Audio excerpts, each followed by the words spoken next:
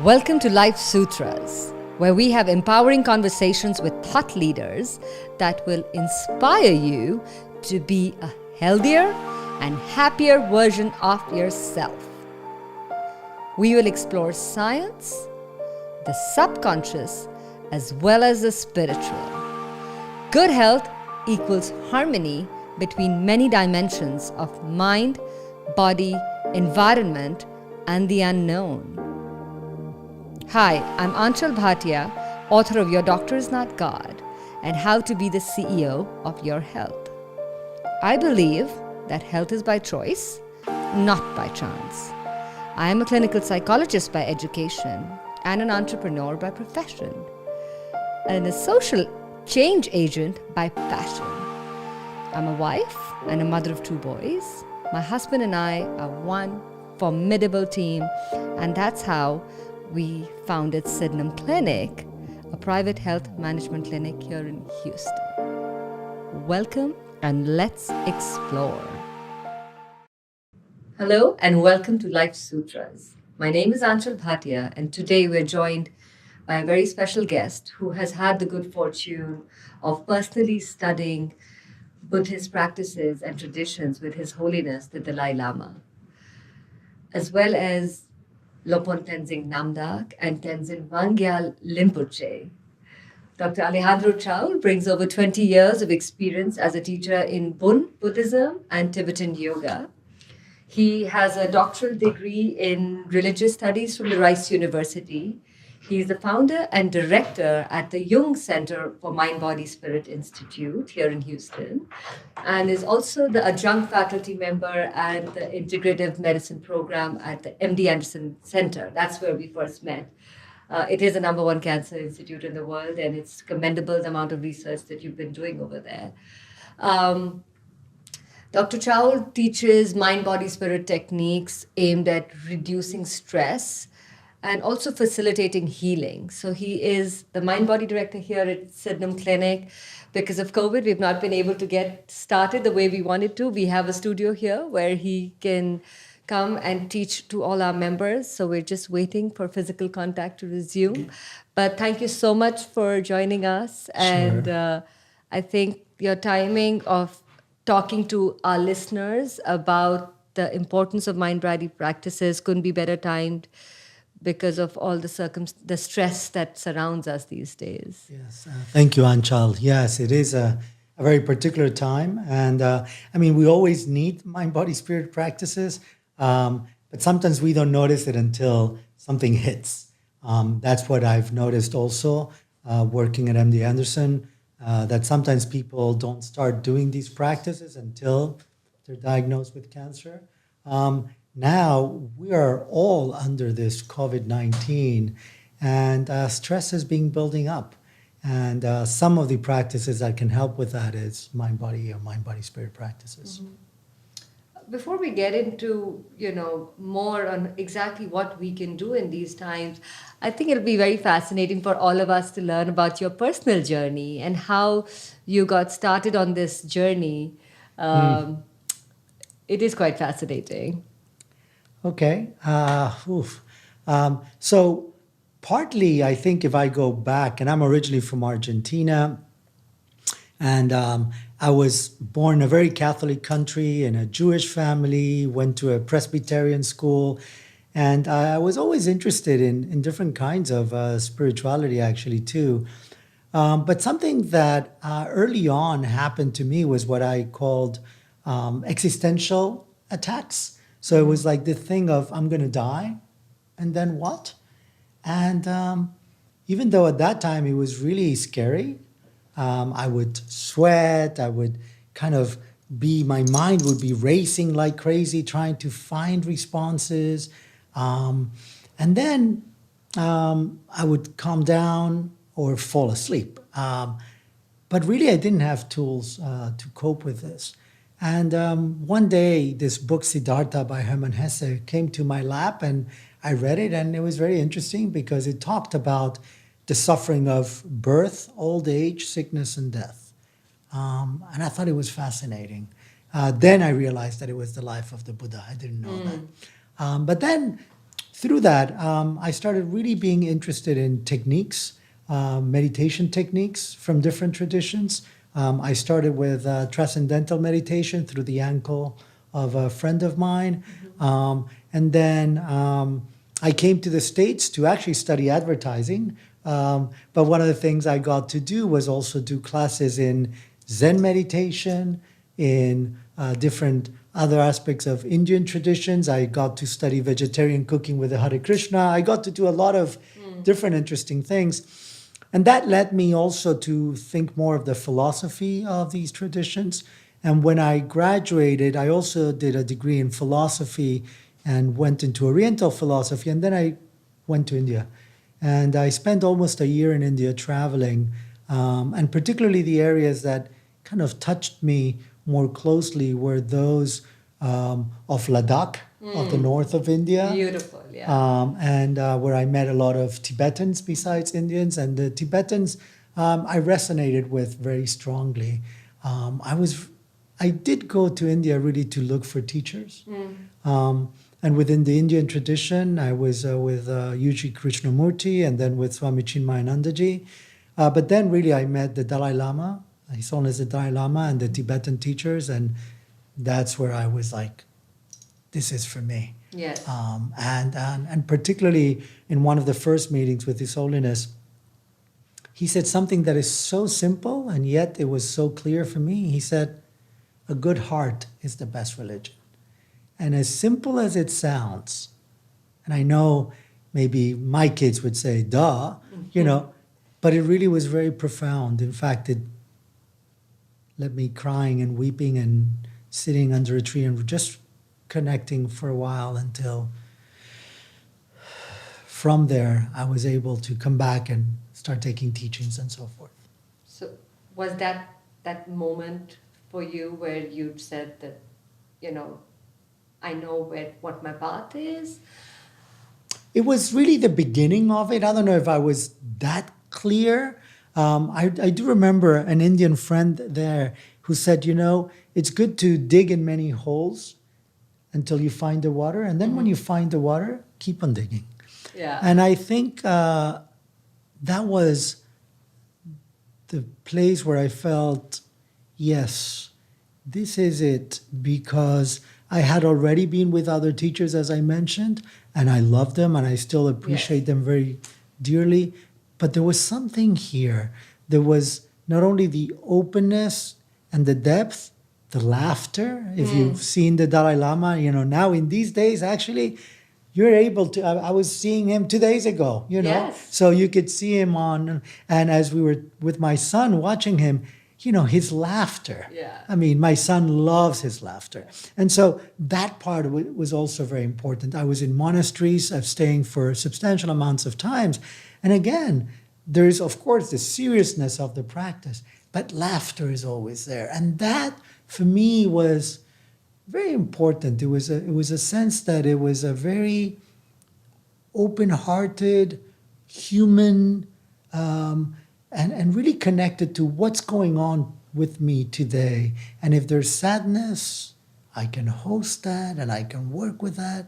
If there's happiness, I can express it. And I think that's important. To be true to your own emotions, recognize them. But you're right, the Dalai Lama does have a very childlike demeanor to him, and his laughter is adorable. I often say he's like a teddy bear because he's just so soft and he's very cuddly, and he'll hold your hand, and the warmth and sincerity in his look. I've had the good fortune of meeting him twice, and in fact, I went to him looking for advice when I was starting Texas Medical Concierge, maybe 6 or 7 years ago, and I said, what do you have to say? He said, Aanchal, whatever you do, erase borders. And like you, I had goosebumps when he said that, because the tagline for Texas Medical Concierge was integrating healthcare beyond borders. And I wanted to remove borders in healthcare.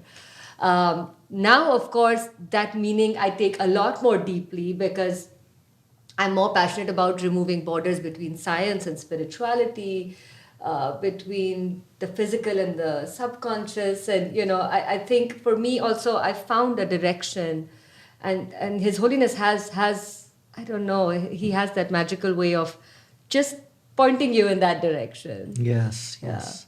Yes, I've been, as you were saying, his cuddly, his touch, I organized 2 visits of His Holiness to Argentina and then helped in one here in Houston.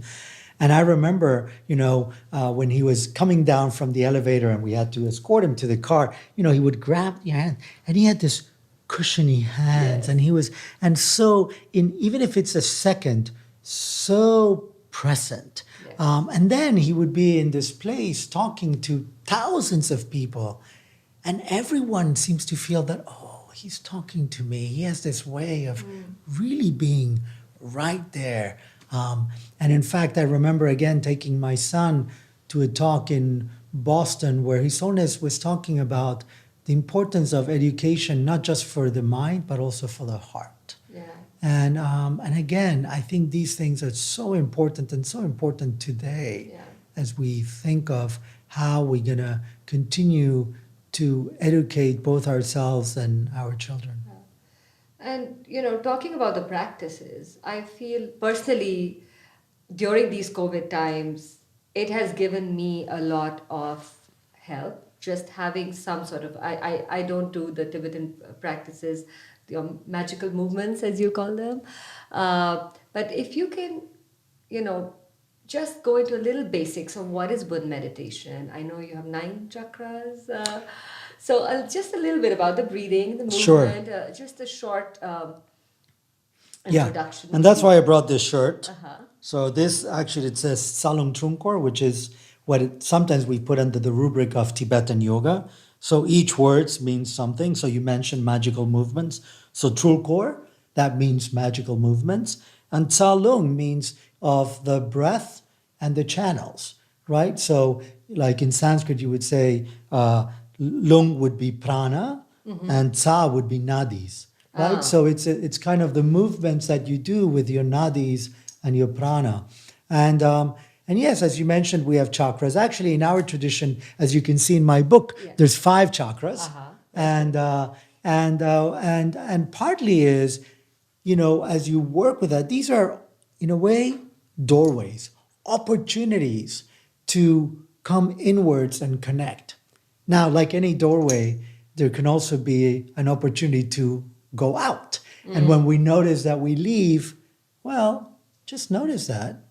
Can I come in again? Right? So part of our practice is just that recognition that we're in and out and that we always have an opportunity to reconnect, but we also know that we disconnect.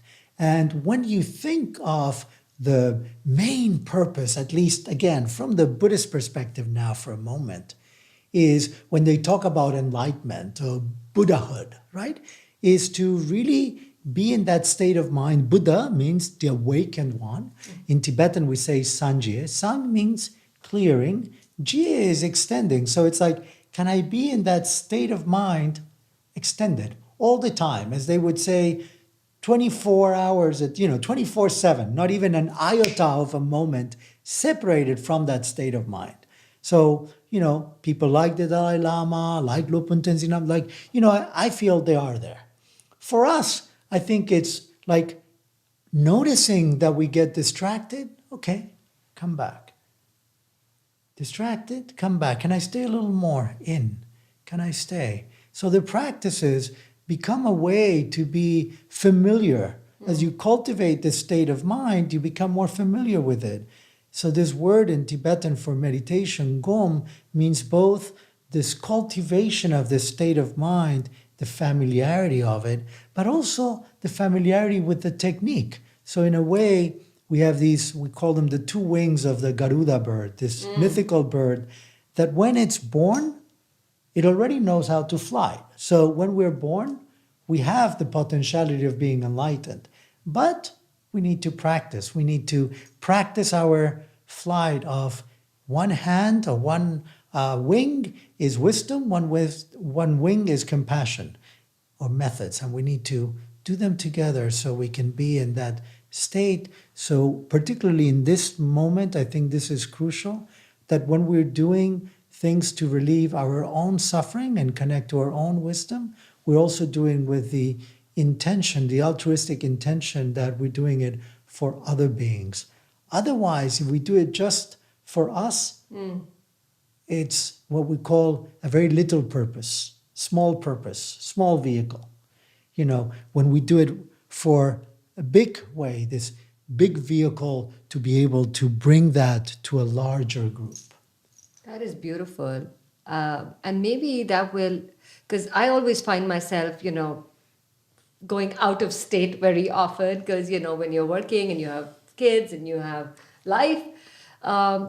But if I do my meditation with that, I think I'll take more responsibility because you suddenly feel you're doing it for others and not for yourself. I think that is a very powerful tip that you've given. Yeah, thank you. Yeah, it is. I think for me, it's the same. And I think that's one of the main things that attracted me to this tradition, that from the beginning, it's very clear that that's your intention, that you do this for yourself and others.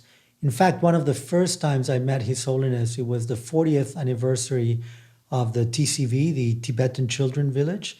And all the kids were doing this beautiful performance, and they were all dressed in white. And at the end, they curled and they formed 3 words: others before self. And I was like so touched. It's like this thing about really relieving the suffering of others. But of course, I would say it's others before self, but without forgetting oneself either, right? But of course, if we get philosophically in the word self in Buddhism, we talk about no self. So in that sense, it makes sense. But really the intention, as you well said, is this sense of responsibility. I'm doing it not just for me, but also for others. And not just responsibility, but that beautiful opportunity that one has to be able to help others. Yes, I mean, exactly what karma means. Karma is doing what your obligatory duty is, what you're capable of doing. And I think this is... Yeah, and what's interesting is that, when we work or when we practice, when we are together with people who are deeply suffering, sometimes they feel they don't have, that I cannot do that. I cannot help others because I'm in a position that I'm so without energy or without the capability. I'm in a very small place. And I think that that's mistaken in a way, that everyone has the potential to be able to help others, even just a little bit. And sometimes if you do it with that intention, it helps even more. I remember my teacher, Tenzin Wangyal Rinpoche, telling me and telling others, he went back to Tibet. And as he went or visited for the first time, because he was born in India to a Tibetan family. And he went back to Tibet. And this family, he went to this family, and the people were so happy that he came, and they served him, and they were really happy, but they were really poor. So they served him hot water and hard bread. But they were so happy with it. And that's all they had. And the little bread that they have, they shared. And they were so joyous about it. And Rinpoche was saying how this was his best meal. Because it was given from such a place. And so I think, at any place where you are, you have that opportunity of giving. It's not just when you are, in whatever high position. Any moment, you always have that. And if you bring it with your intention, that's really important. That's why in my book that I tried to make it in a simple way, the first point is intention. How do you practice? You bring your intention to practice. I think this is a wonderful tool because a lot of us are trying de-stressing or meditating or exercising to cope up with anxiety these days. There is anxiety, there is stress. Things are not, there's no visible future when things are going to go back to normal. I mean, people are cooped up in their homes, people are not able to go on vacations. It's frustrating. And things are becoming more concentrated. So if you had problems which were at level 2, they've all become like a level 9 or a level 10. But what you said, I think, is a very good, if we can just take one step back and say, okay, if I want to reduce my anxiety or my stress, maybe I can give. And just with that little bit of giving, you can get some energy. But of course, I know that your techniques and your practices are very powerful. Do you think we could do a small practice with our listeners today? So maybe we can include that in our daily lives? Sure. And let me say something following up what you said, which is meditation is helpful for reduced stress and anxiety. We have a lot of research in that. But it's only one part of it. So this part of calming down, in a way, what it does, it's kind of, a lot of times we live so much in our brain mind, and that behaves a little like a monkey, going from thought to thought, emotion to emotion. So if we can calm that, or as the Yoga Sutras would say, calming the ripples of your mind, you can come down to your heart mind, supported by the body. And then from that sense of calming, not falling asleep and kind of doing the mantra, but rather being able to be aware. And from there, connect deeply to yourself, and from the gifts that you have, give to others. So we could do a short meditation. Sure. So, That was follow you. yeah, wherever you are as you're watching this, maybe take a moment to find a place to sit. Sit comfortably, but not so comfortably that you fall asleep. And just take a moment to breathe in and out and start noticing your breath, preferably breathing in and out through your nose.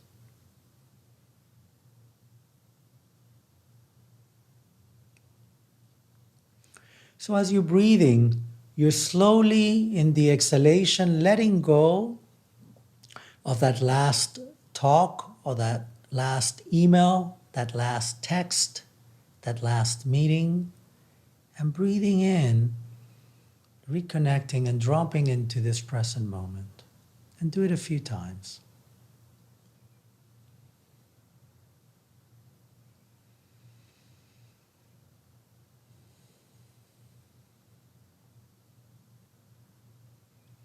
If your mind gets distracted, gently bring it back to your nose and your breath.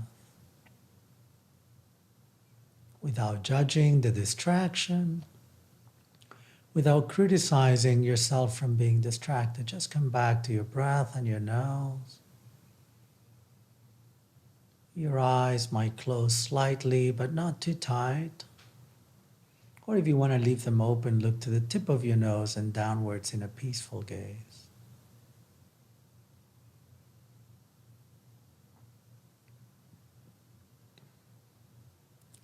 And as you keep on breathing, see if you can breathe not just into your lungs, but lower towards your abdomen and then back through your nose. And if it's comfortable, bring one hand or both hands right in front of your belly button, so that as you breathe in, you inflate your abdomen like a balloon, and as you breathe out, you let go. Notice that again. Breathe in, expand your abdomen like a balloon. Breathe out, let go. So your mind is guiding your breath from your nose into your abdomen and back through your nose. Just notice that.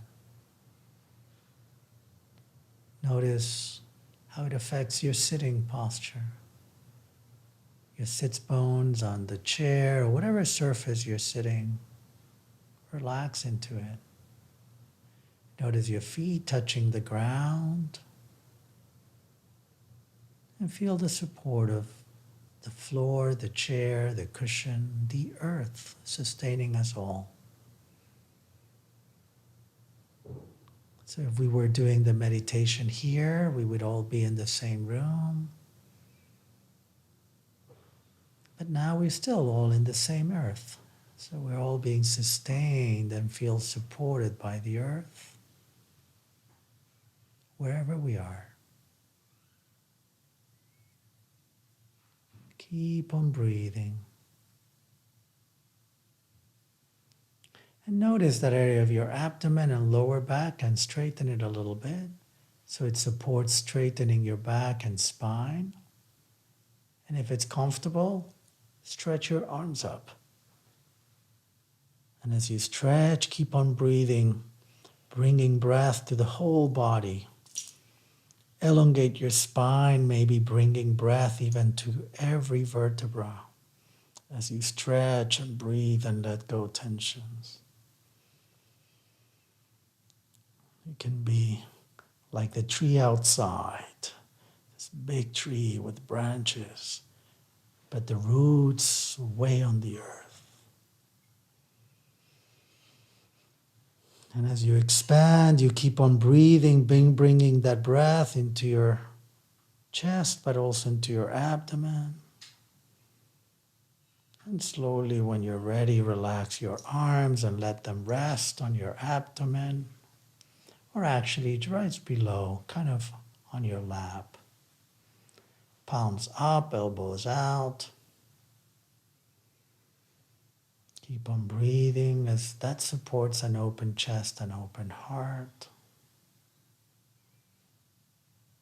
Letting go tensions of your eyes, of your cheeks, of your jaw, particularly your jaw, relaxing a little more.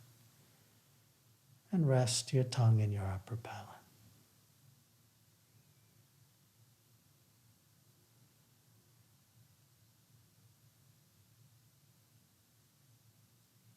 And as you keep on breathing,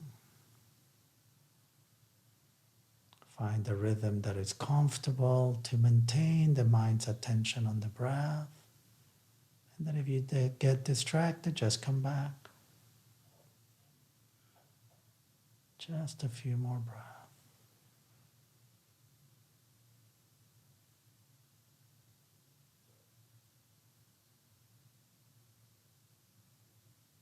In that restful state, feel more connected in your heart-mind, supported by your body, supported by the earth. And maybe bring a hand to your heart, or both hands to your heart.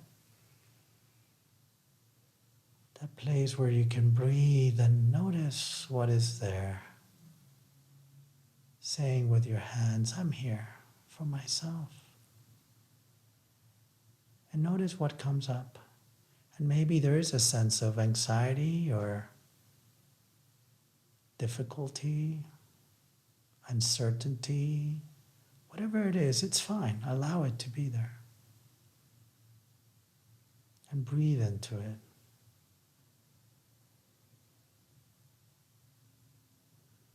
Let it breathe and find space in your heart.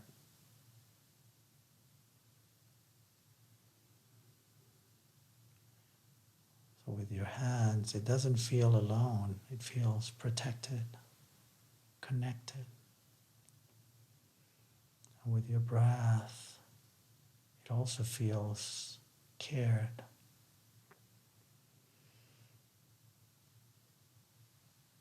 And as you keep on breathing, feel a sense of spaciousness in your heart that allows you to tap in whatever quality is there for you now. Maybe loving kindness or compassion or joy, equanimity, peace of mind. And as you breathe into it, let it breathe and nourish every cell of your body. Nourish you emotionally, mentally, spiritually.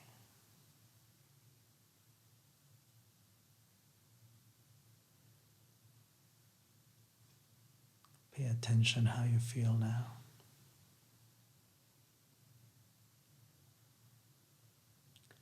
And enriched in this way, open your heart to others. Maybe you know one person or a group of people that are now suffering that you know, and you can open your heart to them and reach out with this sense of loving kindness, of compassion, of joy, of peace of mind.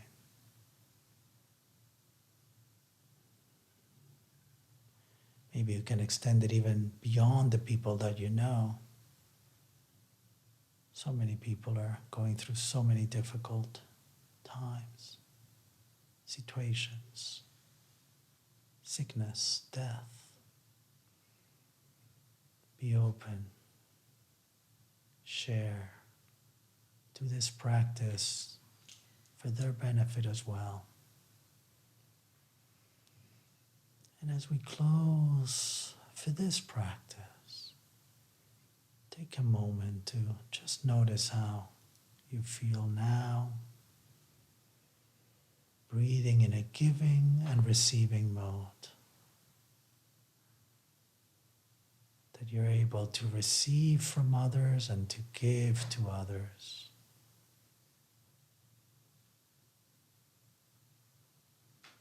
And that maintaining that sense of connectedness without needing to open your eyes yet. Slowly allow your body to stretch, massage any part of the body that needs it. As you slowly open and close your eyes,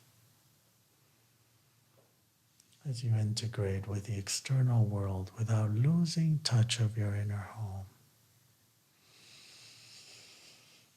And so you do it slowly, very slowly. And since we can't hold hands or say, or we could say, Namaste and thank you. From my heart to yours. Thank you. Well, thank you so much, Dr. Chaoul. I'm certainly flying with wisdom and compassion. This was beautiful. I think the practice was beautiful, and I'm feeling a lot calmer. And I hope everybody watching the show also felt a little sense of calmness and compassion. And I think if we can live through these stressful times with a sense of giving, I think that can be a little source of joy, perhaps. Thank you. And and there's many opportunities. Now there's so many things online. And I know it's not the same as being in person, but try them out. It's worth it. We're doing through the Mind, Body, Spirit Institute things of 15 minutes, So sometimes that's, particularly when we do things for the medical center, for doctors and so forth, that's all they have time for. But hey, 15 minutes works. So sometimes we do 30 minutes, sometimes an hour. So we call it the power of community. So even in kind of what my teacher, what Tenzin Wangyal Rinpoche would say, cyber sangha, we are a sangha, we are a community, even in this virtual space. Yes. So join us, and hopefully soon we'll be able to be here together. Thank you. And for our listeners who want to find your meditation classes, can you tell them where they can find them at the Yoga Center? Yeah, so it's mbsihouston.org, so Mind, Body, Spirit Institute, Houston.org. And there they will find all those classes, and we can add a link. And come, there's many other classes, not just the meditations. And if you want also some other ways of understanding some of these practices, you could have the book, Tibetan Yoga for Health and Well-Being, that Aanchal has right here. Yes. And many other ways. Keep connected. That's the main thing. And hope to see you soon. Thank you. And thank you so much for tuning in. Until next time, goodbye.